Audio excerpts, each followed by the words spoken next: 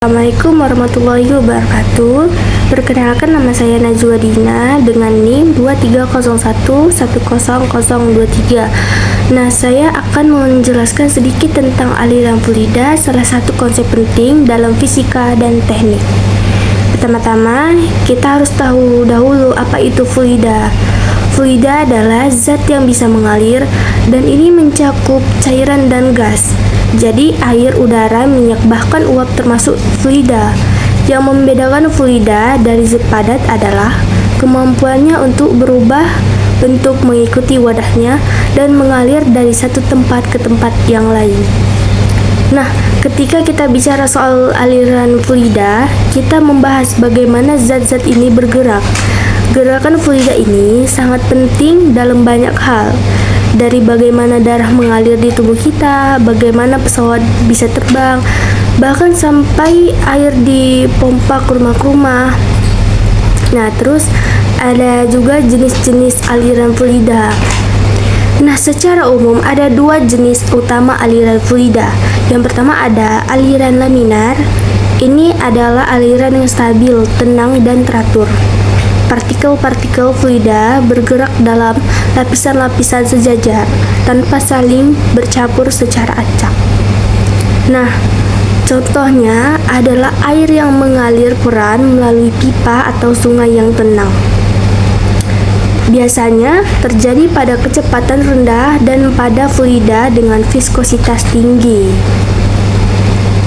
Nah, selanjutnya yang kedua ada aliran turbulen. Nah, aliran turbulen itu adalah aliran yang tidak teratur dan kacau. Di sini, partikel fluida bergerak secara acak dan sering membentuk pusaran atau turbulensi. Nah, contohnya itu adalah aliran air saat hujan deras di sungai atau udara yang mengalir di sekitar pesawat ketika kecepatan tinggi. Kemudian, jenis aliran ini bisa ditentukan menggunakan bilangan Reynolds yang merupakan rasio antara gaya inersia dan gaya viskositas dalam fluida. Jika bilangan Reynolds kecil, aliran laminar; jika besar, alirannya turbulen.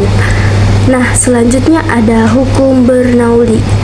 Salah satu hukum penting dalam aliran fluida adalah hukum Bernoulli. Hukum ini menyatakan bahwa dalam aliran fluida ideal atau tanpa gesekan, semakin cepat fluida mengalir, maka tekanan akan semakin rendah. Contoh nyata dari hukum Bernoulli adalah pada sayap pesawat terbang.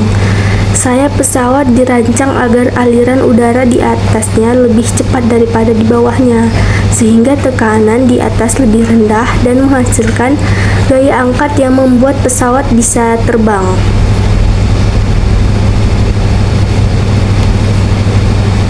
Nah, ada juga persamaan kontinuitas.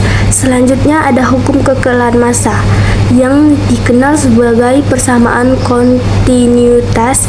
Ini berbunyi, massa fluida yang masuk ke dalam suatu pipa harus sama dengan massa fluida yang keluar dari pipa tersebut.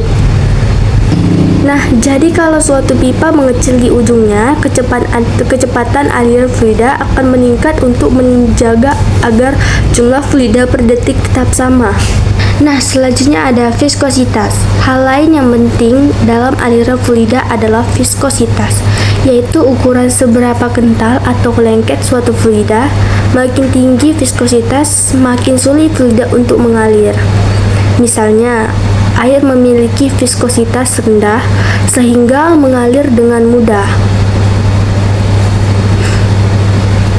Terus juga madu atau oli memiliki viskositas tinggi sehingga mengalir lebih lambat. Viskositas ini juga menimbulkan gaya gesek dalam fluida yang menyebabkan energi dari fluida bisa hilang sebagai panas. Nah, jadi kesimpulannya, aliran fluida adalah fenomena penting yang terjadi di mana-mana dalam kehidupan kita. Memahami bagaimana fluida mengalir membantu kita menciptakan teknologi yang lebih baik, menjaga kesehatan, dan memahami dunia alam di sekitar kita. Sekian, terima kasih. Wassalamualaikum warahmatullahi wabarakatuh.